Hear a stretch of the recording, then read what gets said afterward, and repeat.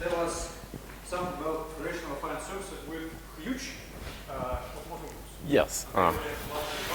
Yes, larger will come tomorrow because I shifted a bit the plan of my lecture. So yesterday we finished with some ideas about the classification of open surfaces, and I cheated a bit because I formulated this classification in terms of an invariant that I only define for projective surfaces. And this invariant was the Kodera dimension. So since this will also play a role today, it's a good thing to define it now. So the setting is always the same. You have some smooth surface. You take a smooth projective model.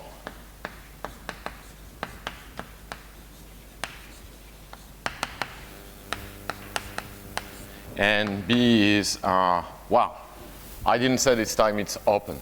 It could already be projective. So B is either empty or SNC. And you define this. Well, first, you have this gadget, which is usually called the log canonical divisor. So, or a log canonical divisor. So basically, it's just a rational section. It's the divisor of zeros and poles of a rational section of this guy. And if you think of what an effective log canonical divisor would be in this sense, this would correspond not to an everywhere defined algebraic 2 form on the surface, but a 2 form with simple poles along B. So if B is in some chart given by the equation Z1 is equal to 0, such a form would be something like dZ1 over Z1 wedge dZ2, where Z1, Z2 are coordinates.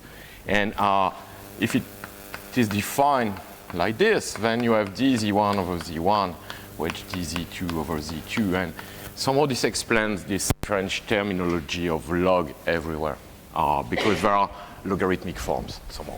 Okay, so this should play the role of canonical divisor when you have a pair, a smooth projective surface and say a reduced boundary in my situation. And so the Kodera dimension in this situation, well, it's the definition of the usual Kodera dimension I gave yesterday with Ks bar replaced by Ks bar plus B. So it's minus infinity if there are no plurilog canonical forms.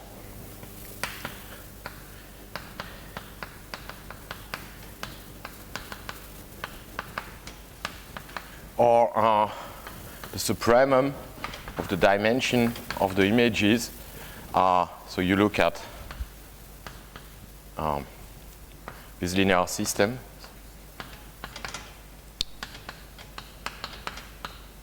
To some Pn.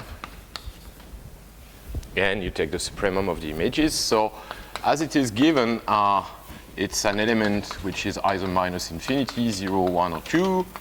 This is also the transcendence degree of the log canonical ring minus 1. No difference here. And there is one important point, which proposition. Kappa of S does not depend, and this is crucial, on the choice of this projective model with SNC boundary. So it's you have two things. If S is equal to S bar, actually this is a birational invariant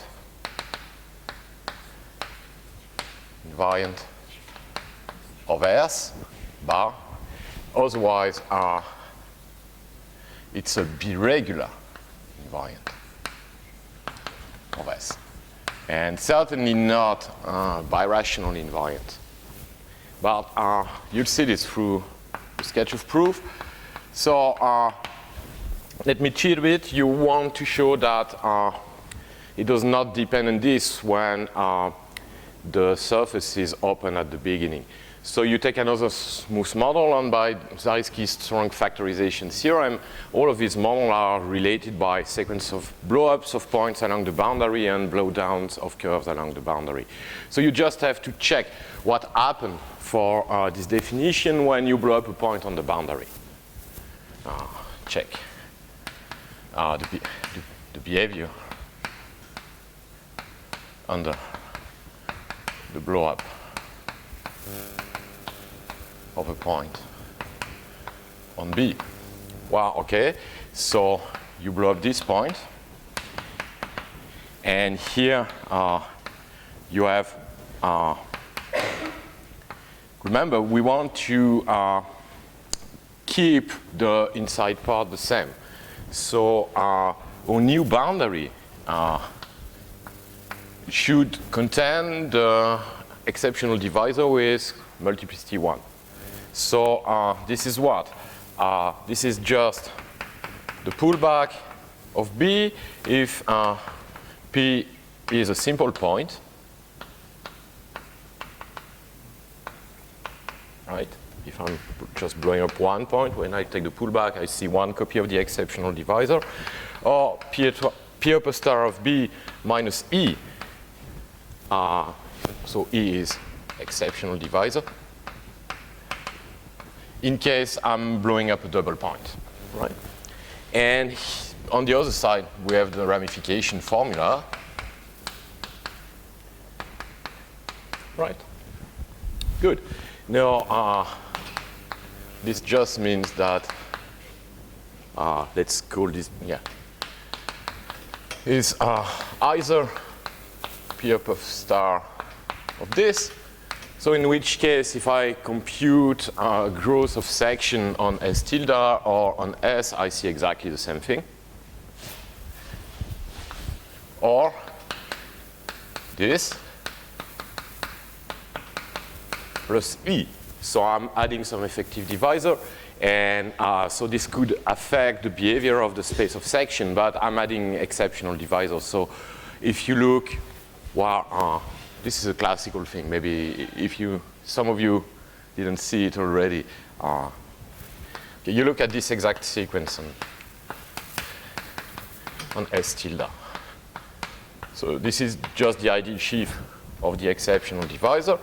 And you tensor the thing with K S tilde plus BS tilde. And here you get O S tilde of Ks tilde plus Bs tilde pi upper star of this guy plus E minus E. Yeah, sorry. Yeah. The guy you are interested in.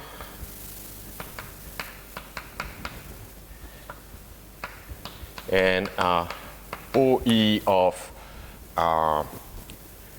Ks tilde plus Bs tilde, but this is the same as pi upper star of the previous guy plus E. You don't worry of this by the projection formula, so it's OE of E, which is OP1 of minus 1.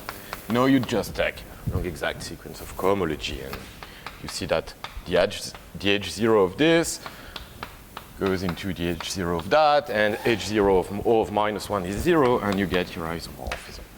And you have to repeat it for all M to see that you are not affecting the growth of spaces of section. So, okay, this is well-defined, not depending on any choice as long as the boundary is S and C.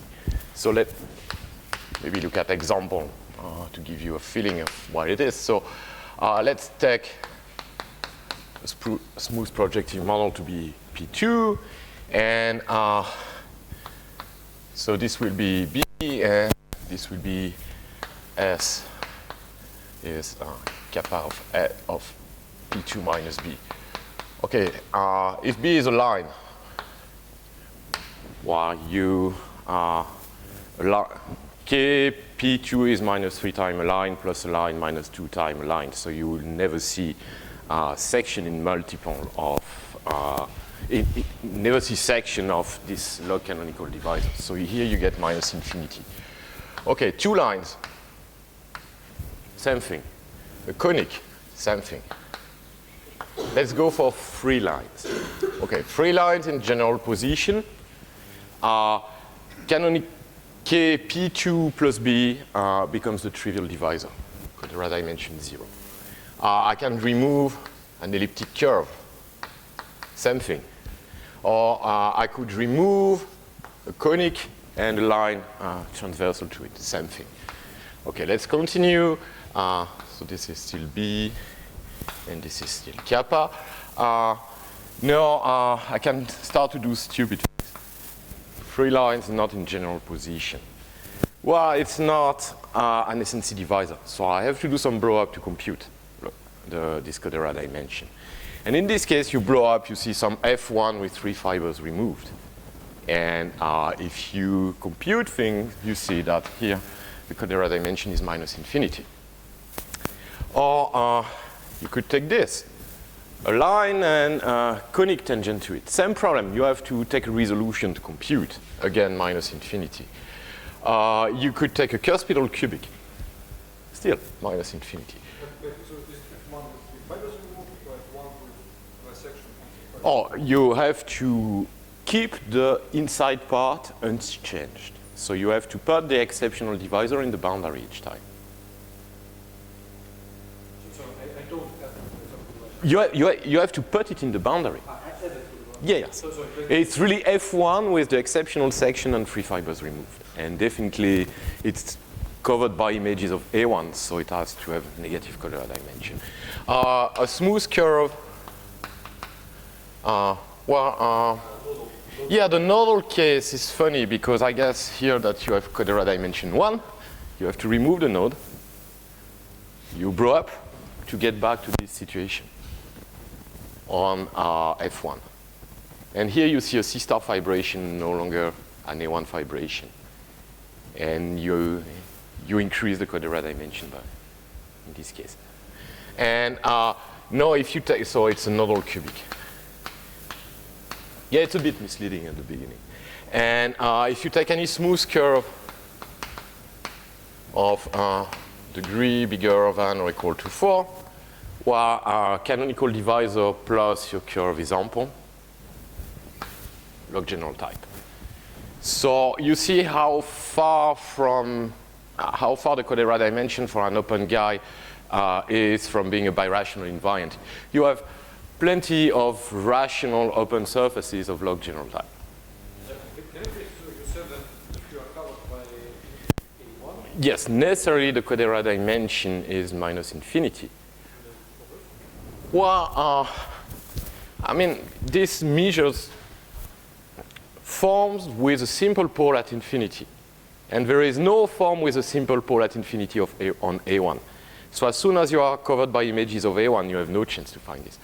This is the analog of negativity of the Codera dimension in the projective setting. If you are covered by families of P1, then certainly you can't find everywhere holomorphic forms. That's the same idea. So it counts forms with simple pole at infinity. Okay, well, that's it for Codera dimension, I guess. Yeah, and now we can speak of automorphism. I keep this just in case you have a doubt about the definition. So, automorphisms, which should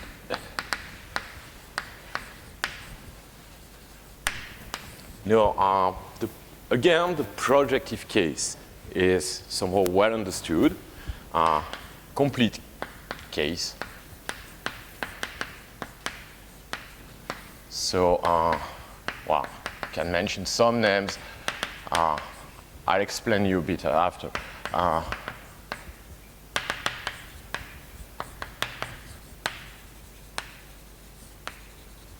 This is a classical thing. If S bar is smooth complete, then in fact the automorphism functor is representable. So it's representable by what? Is an algebraic group scheme, say, locally of phi type.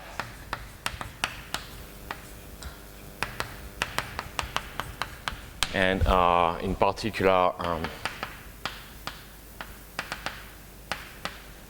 if you look at the neutral component, wow, this is dangerous. We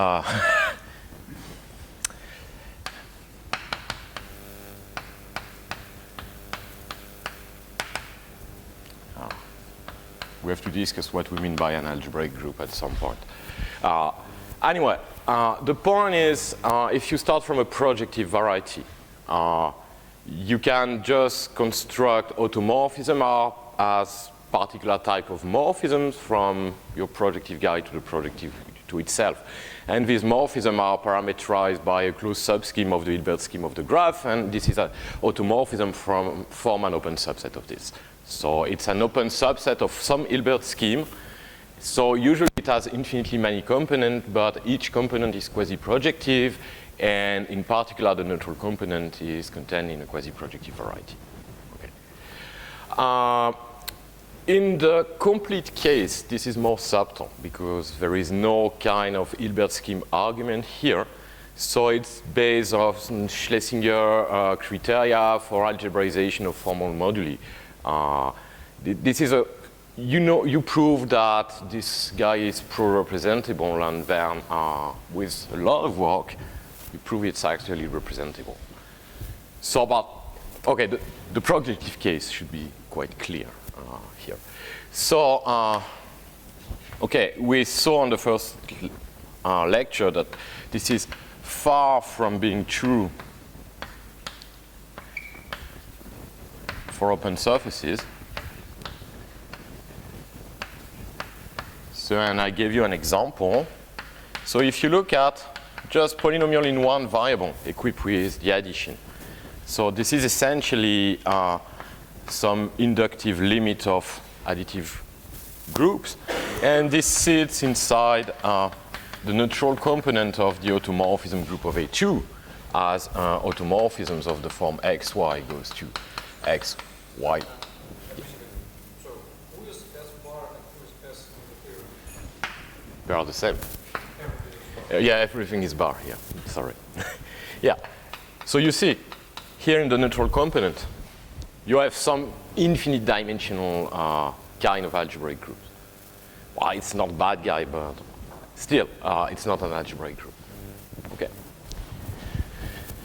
So, so let me try to give you some picture of what is known, what is true, what is not true for open surfaces. So, say simple cases. First case, S is anything, open or not. You take, again, a smooth projective model. So the boundary can be empty. And you look at the log canonical divisor, and if this guy is ample, then OTS is finite.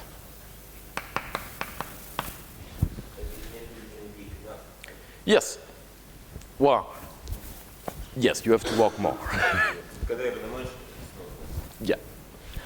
So, but here, this is easy to prove. So, and that's my point. You have better things. So the proof is the following. Remember on the first lecture I said that whenever you have some ample class preserved by automorphism, then you realize your group of automorphism as a subgroup of PGLN for some n. And here you take phi, an automorphism of S. Then, by the proof I just erased here, it acts linearly on the spaces of sections of phi acts on H0 of S bar M K S bar plus B. I'm not saying it acts linearly. It extends to an automorphism of the pair. I'm just saying it acting on section because I prove this is invariant on the model. Okay, so one multiple of this is very ample. So this embeds your group inside PGLN for some n through an embedding of S bar into a projective space, right? And okay, so this is an affine algebraic group.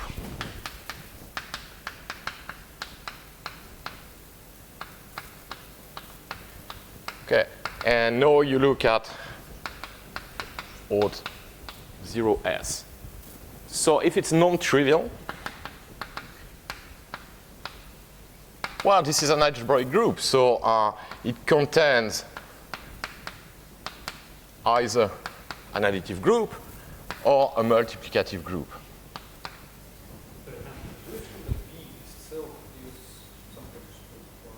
SNC. Why? So basically, your argument like this, you say that your phi extends to a birational. It extends to a birational map of S bar with indeterminacies and contracted curves only on B.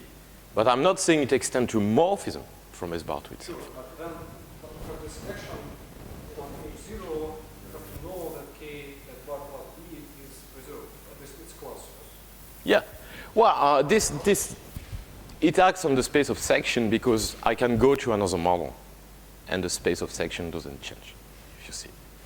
I'm not pretending the class itself is preserved. This is a bit strange stated like this.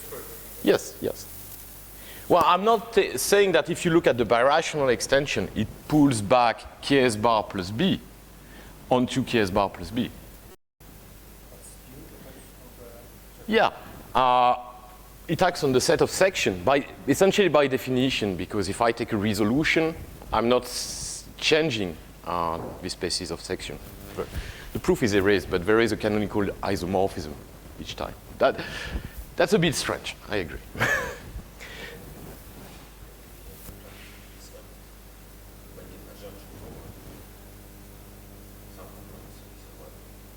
That's right. Yeah, yeah, yeah. It won't go to a point. That's right. So suppose it contains some GA, then it acts non-trivially. So inside your surface, you have something which looks like a curve cross GA, right? Where this is some kind of germ of section for the action. But such a thing as Codera dimension minus infinity, because it's covered by images of A1. So your surface would contain an open subset of negative Codera dimension. But open subsets have usually bigger Codera dimension than the ambient space because this corresponds to giving the opportunity to forms to have more poles at infinity. So an open subset has bigger Codera. Yes. Yes, you allow more divisors at infinity along which forms can have poles, right? So this would imply that kappa of S is minus infinity, while it's of log general type. Same here. It contains an open subset, which is of the form a curve cross GM. GM has Codera dimension 0. A curve has Codera dimension at most 1. So this would force kappa of S to be smaller or equal to 1. Again, it's of log general type. So the identity component is trivial. It's an algebraic group with trivial identity component, and it's a finite group. Okay, another, well, let's keep this. Another interesting case, which you are happy to encounter in real life, say, is, so here you really suppose S open, and exactly, you are lucky and exactly the same thing as for curves happen. your group is equal to the group of automorphism of S bar preserving the boundary. So in particular, you get that odd 0 of S is algebraic. And, well, this happens sometimes when, well, for instance, every irreducible component of B is not rational. This is automatic. Why? You have an automorphism, you extend it as a birational map from S bar to itself. The only indeterminacy points are on B, and the only curve you can contract are irreducible component of B. Well, if they are not rational, they certainly can be contracted. So in this case, if there are no rational components on B, every automorphism of S naturally extends to an automorphism of S bar, preserving the complement of B and preserving B. Or you see, this happens more generally if there is no rational component which becomes a -1 curve in some sequence of blowups of a B. Because by what I said, the curve that can be contracted non-trivially are proper transforms of irreducible component of B in some minimal resolution of the birational map which would extend your guy. Now, if none of this proper transform can become a -1 curve, it won't be contracted at any step. So this works. So you have examples here. You see, if you take the complement of this elliptic curve in P2, so this has codera dimension 0, but this curve can be contracted. So every automorphism of the complement is the restriction of an automorphism of P2 preserving an elliptic curve. And so again, you see that the connected component of the identity has to be trivial. Because otherwise you would have an elliptic curve preserved by GA or GM action, a linear GA or GM action, but it's not possible because it's a non-degenerate curve, right? Okay, that's some kind of good situation. And the best general picture you can have for surfaces, the case where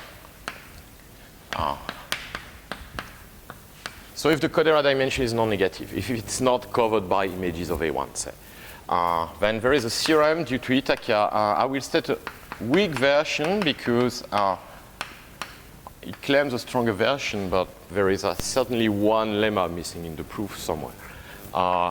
So let R smooth open.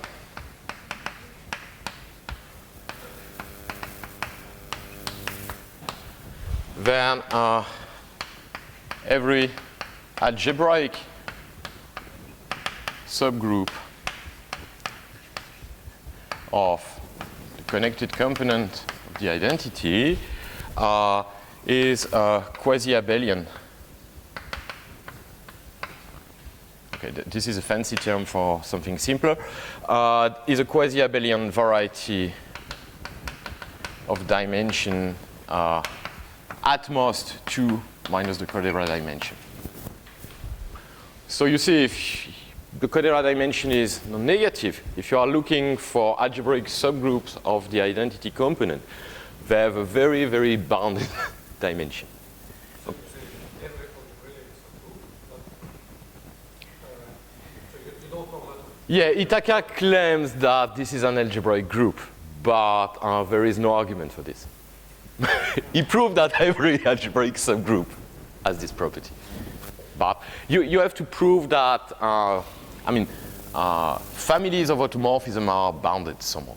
And this is not established in this paper. But anyway, this is good enough for us. So the proof is simple. What is a quasi-abelian variety? This is an extension by, this is an abelian algebraic group. So this is an extension of an abelian variety by a torus.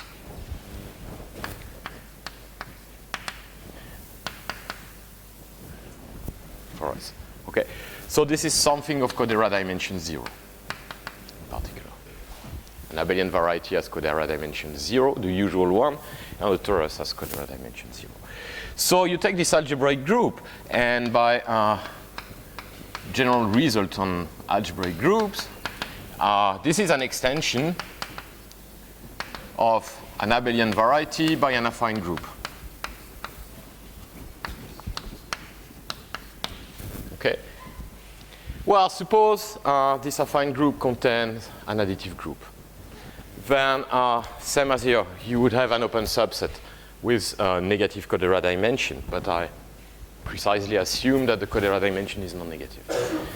So what you get is that this affine group does not contain any copy of the additive group.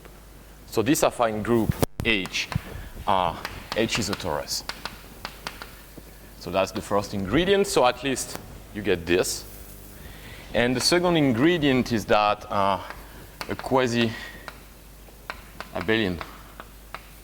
variety acts with trivial generic isotropy.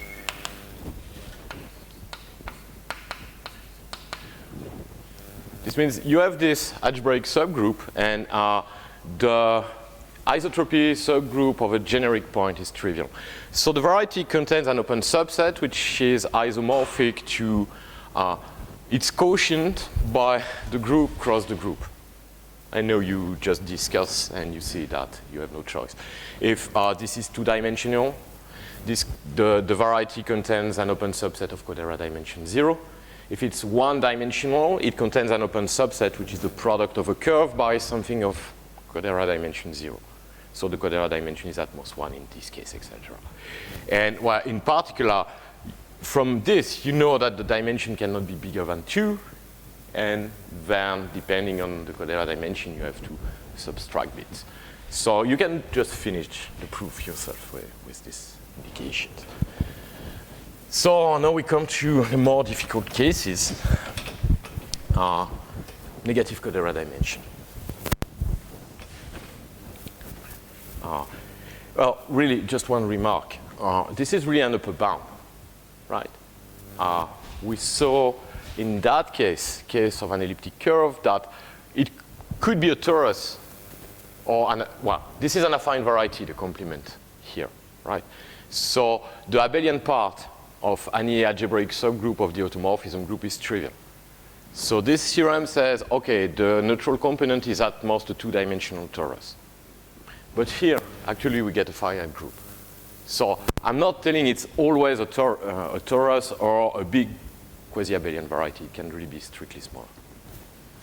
Okay, so what for?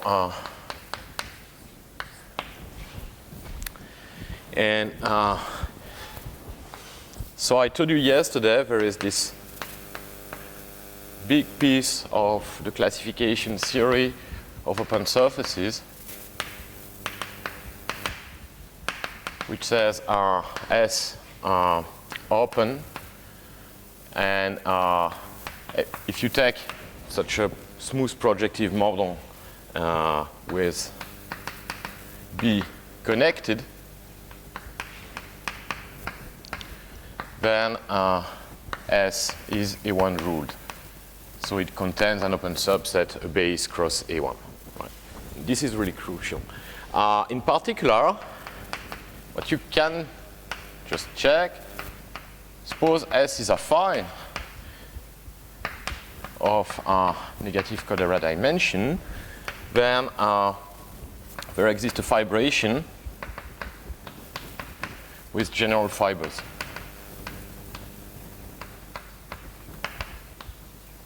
A1. Right? An affine variety has connected boundary by Lefschetz hyperplane section theorem, for instance. And so it is A1 ruled, and you can just, so you have an open subset which is a base cross A1. you take the projection to the base of the cylinder and you try to extend it to some vibration on the wall surface. And the base point would be what? In the closure of the general A1 in the surface. But it's affine, so these closures are at infinity. There are no base point inside the fiber of the cylinder. So this extends to some vibration with general fiber A1 over some base. And now you have a dichotomy. If B is affine, well, same phenomenon as we see for A2. You can just plug the coordinate ring of the base inside the automorphism, the neutral component of the automorphism group, right? There is an open subset which is a base cross A1. So you have a natural translation on the fiber. Xt goes to x t plus f of x. And this is where you put your function, t plus f of x. Exactly the same as for A2. Well, and this contains infinite dimensional algebraic subgroups. So this is bad. Why it might happen that B is projective. Always. Yes, because there are functions there. I mean, this is the ring of function on the curve. Cannot.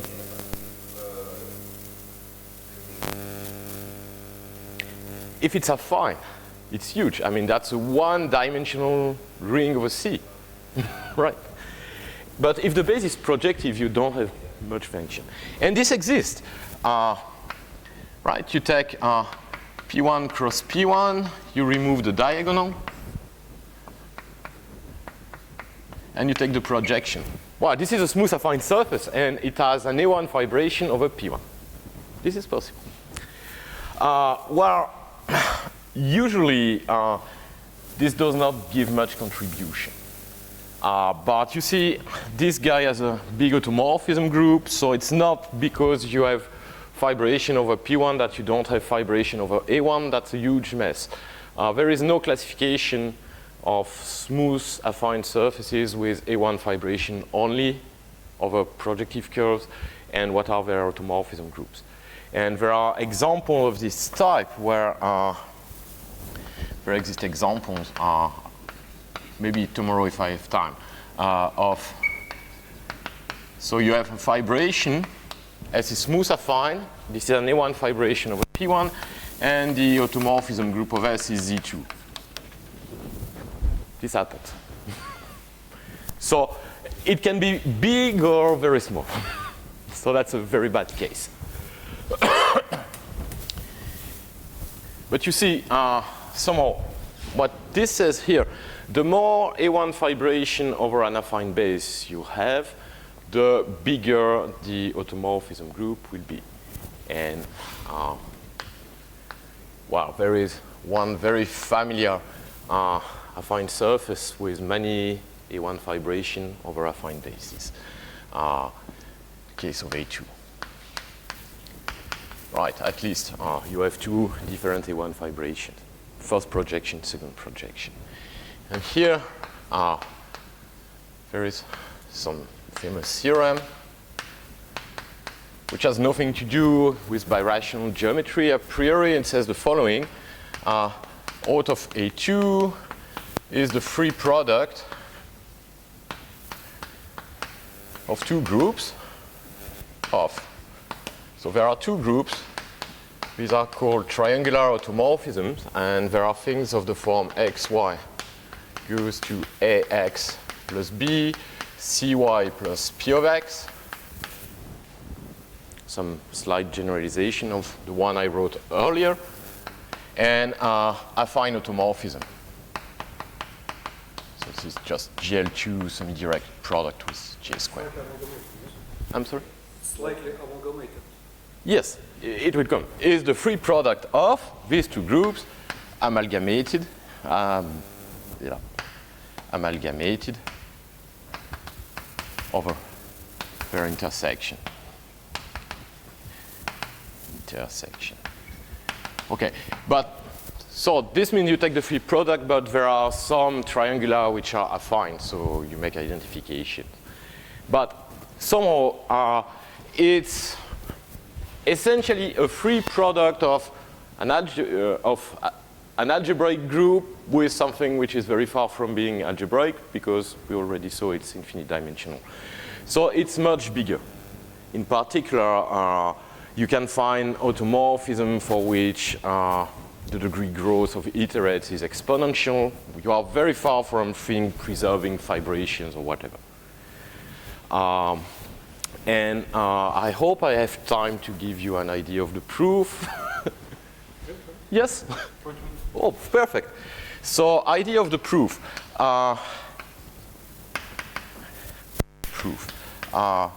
So this will be a geometric proof, and I would say it's a 19th century Italian school proof. But actually the first place where such a proof was written independently of anything more general is a small paper of Stéphane Lamy some years ago.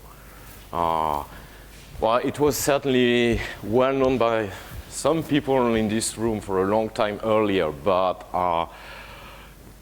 the idea was extracted by Stéphane in some in two very simple block pieces that you can reproduce in many other places. So let me try to give you an idea of this proof. Also written in the classical Italian book by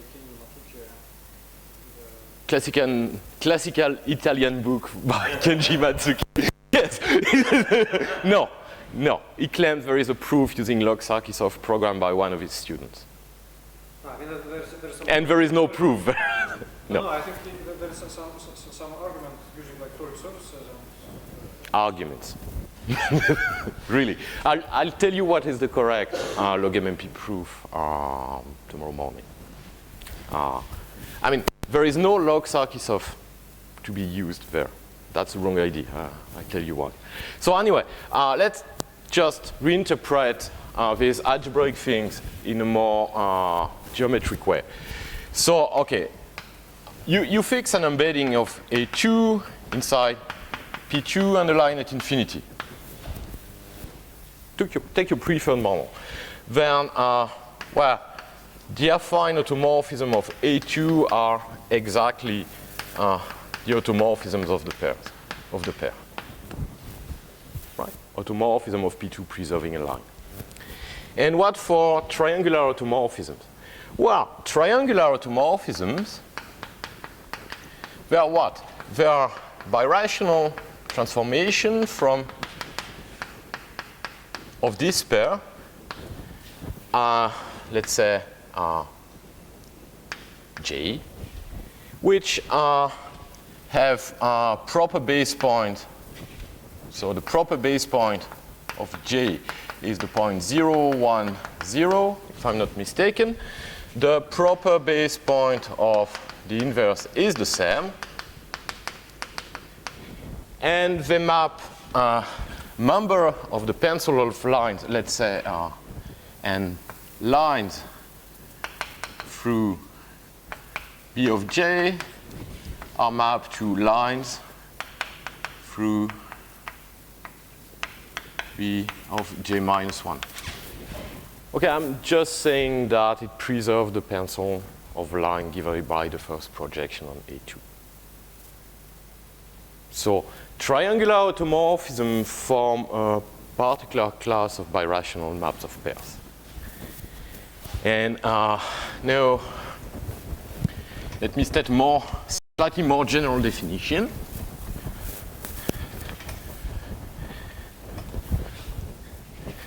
So I forget about my particular A2 for a second. A birational map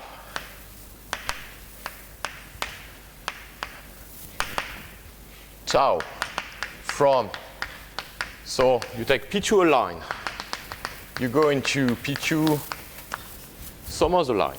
I'm not saying it's the same. restricting to an isomorphism like this. So I'm not claiming that this is the same A2 as this one. There are some A2s. Is triangular, is called triangular if it maps the pencil of lines through the base point of tau, the proper base point of tau, isomorphically in the birational sense, onto that through the base point of tau minus 1. So such a map has a unique proper base point. If it's strictly birational, its unique proper base point is the image by the inverse of L. The only curve contracted can be L, and it has to be contracted on the proper base point. And the same here. So whenever you have such a map, you have two given proper base points, and this is a point in P2 on a line, so I can look at the pencil of a line passing through this point. And my boundary is one of the members of this pencil. Okay, this is a triangular map, and the proposition is the following. Every birational map, so you start from P2 a line, you go to P2 another line. Again, you assume that it is an isomorphism on the complement, is a finite sequence of triangular maps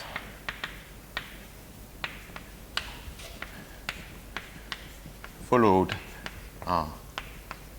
by an isomorphism of pair.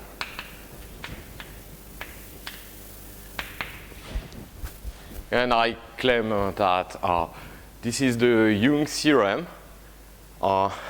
except that I'm just decomposing.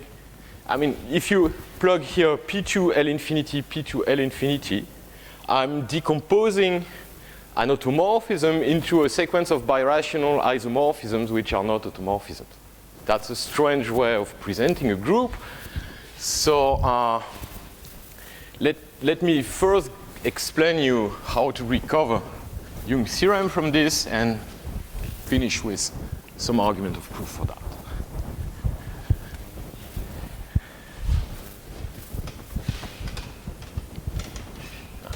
This implies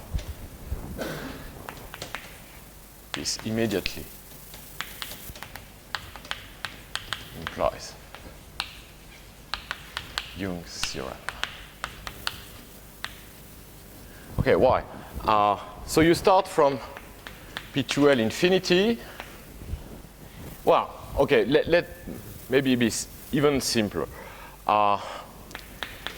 You take one such triangular thing, right? Well, it has a unique proper base point. So I can take an isomorphism of pair, alpha, say, which maps 0, 1, 0 to the proper base point of tau. Okay, this is doable. And here I can take some beta, which is an isomorphism of pair, which maps P2L to P2L infinity, and maps the base point of tau minus 1 onto 0, 1, 0. And so I have some guy here, J. And if you look at what J is doing, is mapping the pencil of line through this point to the pencil of line through the other guy, right? So it's exactly a triangular thing in this sense. And now you pick up your decomposition, so you have your transformation, you take phi out of A2, you just view it as a birational map from P2 L infinity to P2 L infinity. you decompose it through this proposition. So first you land up by some tau 1 into P2 L infinity 1, which has no reason to be this L infinity. Okay, but no, you just rectify the situation like this.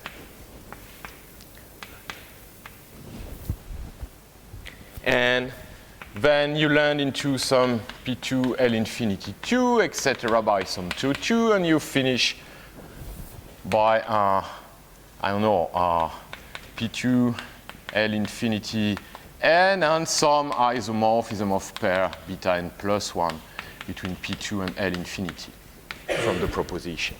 And now for each block, so you have phi is beta n plus 1 tau n tau 1, but this is the same as beta n plus 1. I have to replace tau n by this expression here, which is what? Tau n is alpha n minus 1 minus 1, gn beta n, something like this, or the opposite. And then I will have beta n minus 1, gn minus 1, alpha n minus 2, blah, blah, blah. These are triangular maps in this sense. And these are just automorphism of P2 of the pair P2L infinity, if I'm not mistaken in the order of the thing. So I see a decomposition into the right triangular maps and some automorphism of pairs.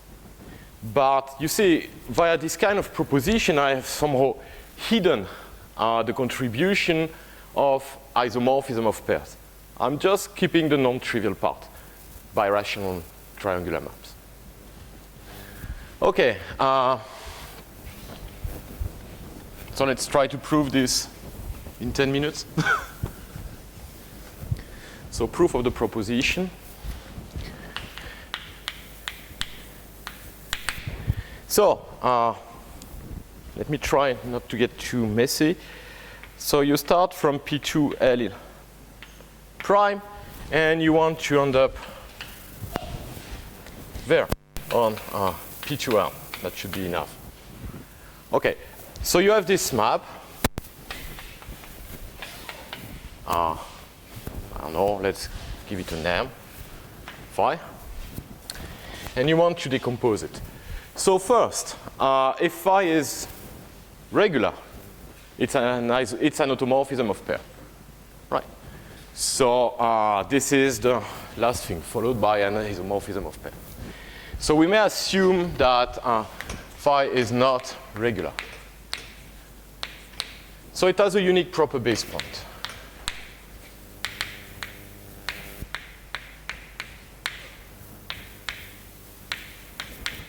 Wow, or L prime. Okay, we blow up. So we have a first exceptional divisor. This is -1 curve. This becomes a 0 curve. And okay, we are in F1. And we look at the induced map to the next board. Well, it can't be a morphism. Because if it was a morphism, the only thing it could do to get back to P2 is contract something of the on the boundary. There exists a unique -1 curve, but this would send me back here, right?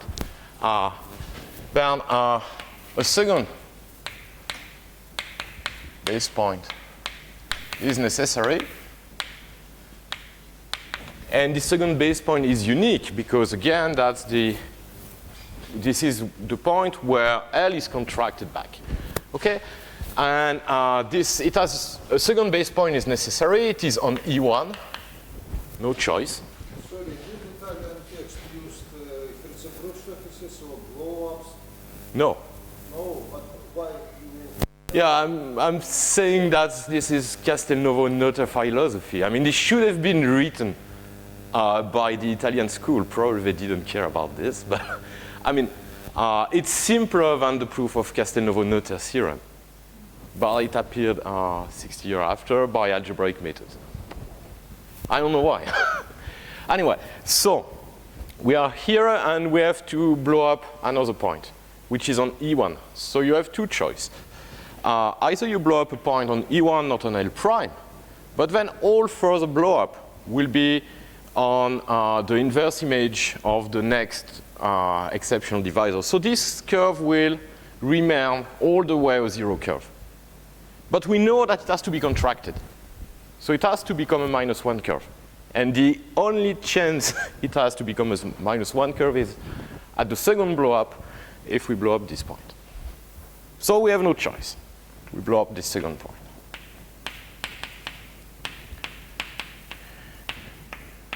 So this is a -2 curve, this is a -1 curve, this is a -1 curve.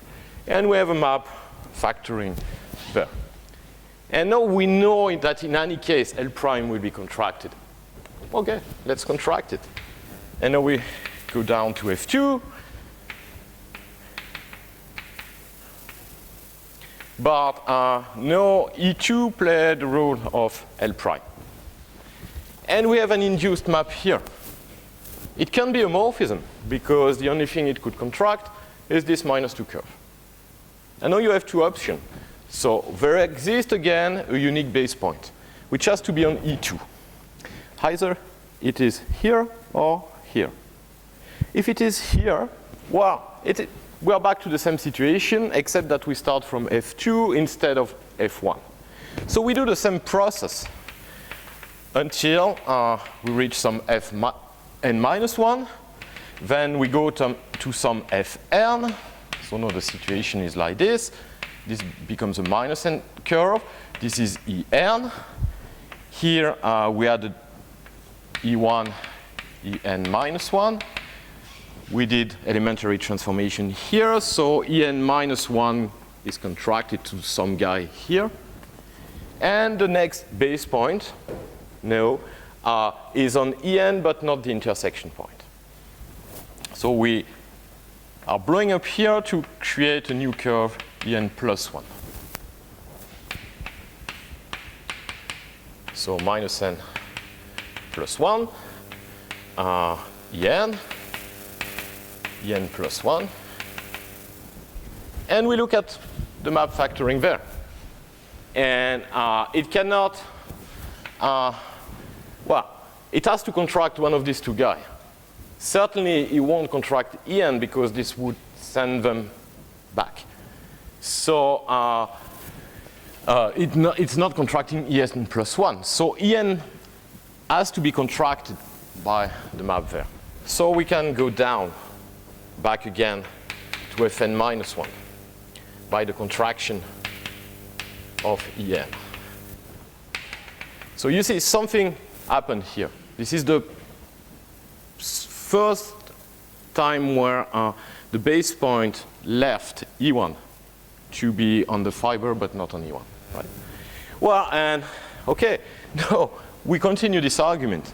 And we basically have no choice but to descend to F1, E1, E2n, and back to P2 with E2n as your new line.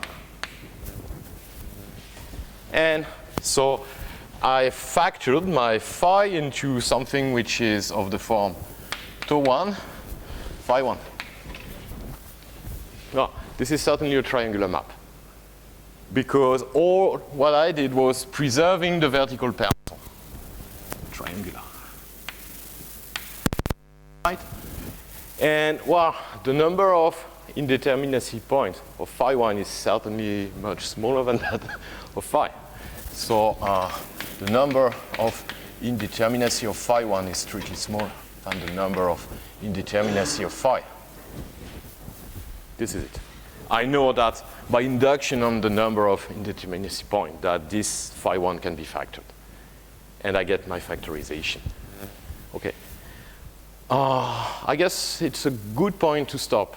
Otherwise, I will spoil tomorrow's lecture. So,